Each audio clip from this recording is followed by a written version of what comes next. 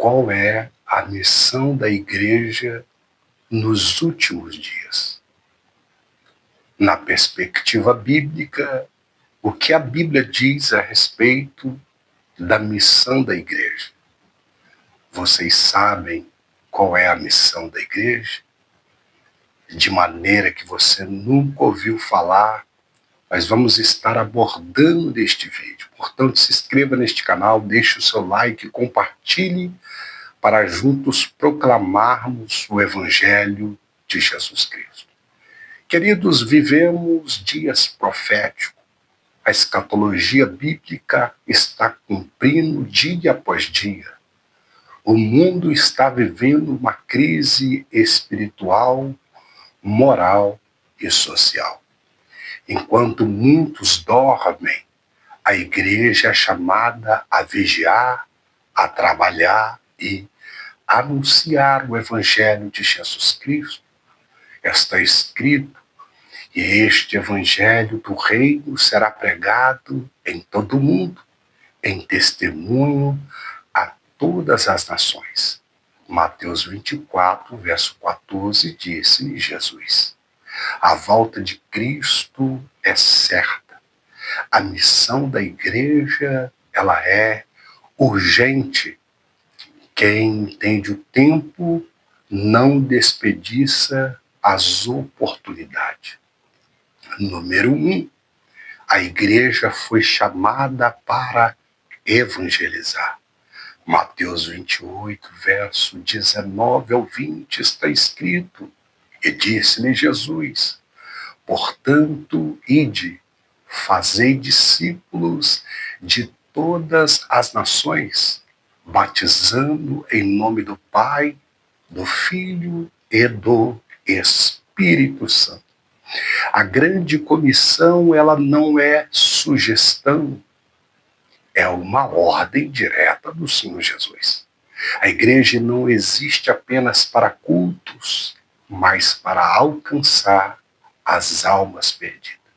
Portanto, evangelizar, que vem de evangelho, que vem de boas novas, boas notícias, levar as boas novas da salvação, da morte e ressurreição de Cristo. E aquele que crê, se arrepender dos seus pecados, será salvo. Portanto, evangelizar é proclamar Cristo, discipular vidas, restaurar destinos e preparar o povo para morar no céu. Se nós não anunciarmos, desobedecemos. Se nos calarmos, perdemos as oportunidades. Portanto, queridos irmãos e irmãs, a igreja que não evangeliza se torna apenas um clube religioso.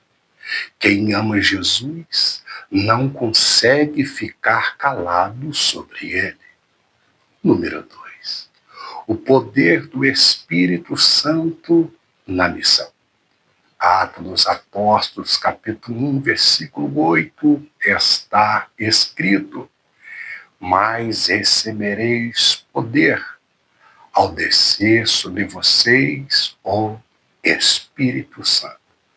Portanto, a missão, queridos irmãos e irmãs, não é humana, ela é espiritual. Sem o Espírito Santo há atividades, mas não há fruto. É o Espírito Santo que convence o homem do pecado, do juízo e da justiça. É o Espírito Santo que nos reveste e nos capacita. É o Espírito Santo que nos dá direcionamento, que direciona a obra. É o Espírito Santo que sustenta a Igreja de Cristo. Portanto, é necessário mais oração, mais unção e menos dependência humana.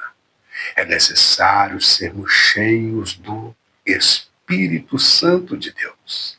Portanto, sem o Espírito há barulho, mas não há um verdadeiro avivamento.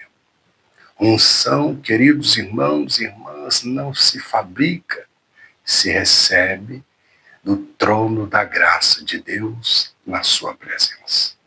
Número 3, o alcance global do Evangelho. Mateus 24, verso 14, está escrito: e este Evangelho será pregado em todo o mundo. Deus é missionário. Deus começa em Gênesis fazendo missões, criando todas as coisas. Do Antigo Testamento. No Novo Testamento, o Verbo se faz carne. Deus reconcilia o mundo consigo mesmo por intermédio do teu Filho Jesus Cristo. E no Novo Testamento, Cristo está fazendo missões para salvar a todo aquele que nele crê. João 3,16, porque Deus amou o mundo de tal maneira que enviou o seu Filho não para condenar o mundo, mas que para que o mundo fosse salvo com ele. Deus amou o mundo de tal maneira que enviou o seu Filho unigênito, para que todo aquele que nele crê não pereça, mas tenha a vida eterna. O plano da salvação, queridos irmãos e irmãs, ele é universal. Nenhum povo é esquecido, ninguém é deixado para trás. Nenhuma nação é invisível diante dos olhos de Deus.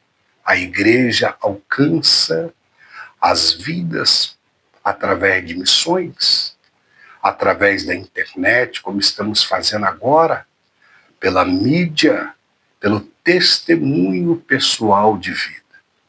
Quem não vai fazer missões, ajuda, colabora e sustenta quem vai. Quem não sustenta, ora.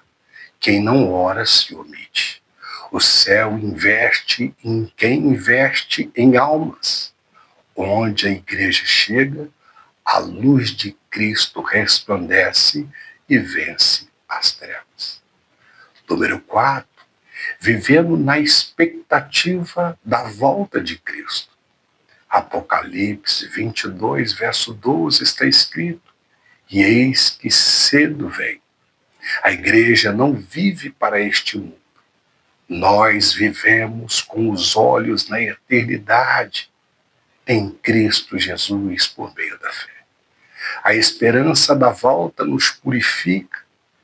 A esperança e a promessa da vida eterna nos consola. A esperança da volta de Jesus, ela nos motiva e também nos corrige. Em João 14, verso 1, Jesus diz: não se turbe os vossos corações, crede em Deus, crede também em mim. Na casa do meu Pai há muitas moradas. Se não fosse assim, eu não vos teria dito, mas eu vou para o meu Pai. Eu vou preparar morada para vocês. E eu voltarei, e os buscarei, e os levarei para mim. E aonde eu estiver, vocês também estarão comigo. 1 João 3, verso 3, está escrito: e todo aquele que nele tem esta esperança, purifica-se. Portanto, queridos irmãos e irmãs, quem espera Jesus, procura viver em santidade. A santidade não é o caminho para Cristo, mas Cristo é o caminho para viver uma vida em santidade. Quem espera em Cristo não se acomoda no pecado. A esperança do céu muda nossas escolhas na terra. Número 5.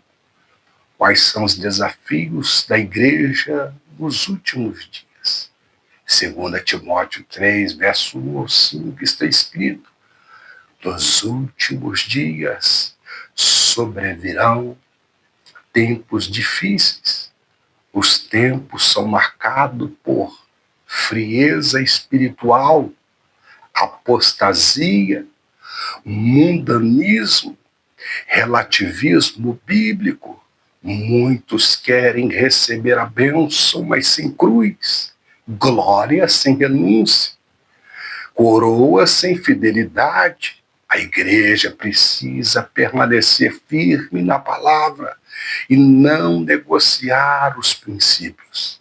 Fidelidade vale mais do que popularidade. Quem negocia a verdade perde a autoridade espiritual. Número 6, o testemunho como ferramenta de missão. Mateus capítulo 5, verso 16. Assim resplandeça a vossa luz.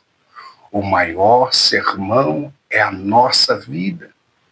O mundo lê o cristão antes de ler a Bíblia. Estão olhando para a sua vida, estão olhando para nossas vidas, o nosso comportamento, se o caráter de Cristo está em nós.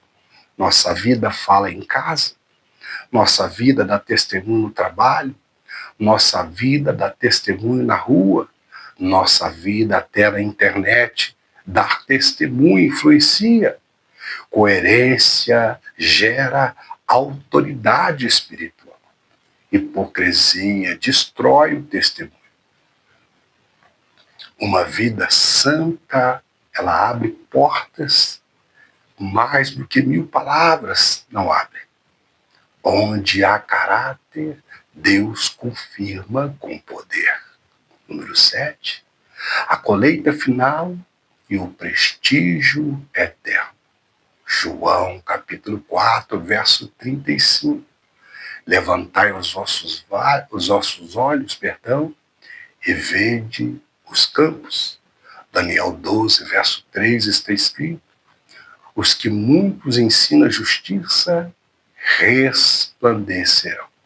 Ou seja, Deus recompensa os fiéis. Nenhuma alma ganha será esquecida. Há coroas, coroa da vida, coroa da justiça e coroa da glória.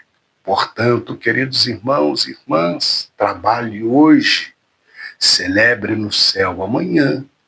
Quem semeia na terra, colherá na eternidade.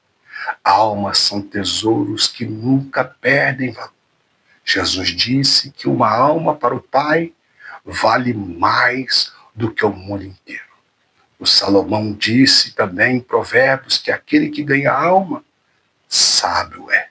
Missões começam em casa, depois vai para as ruas e os vizinhos, depois vai para as cidades, para as praças, até os confins da terra. Isso é fazer missões. Essa é a responsabilidade da igreja.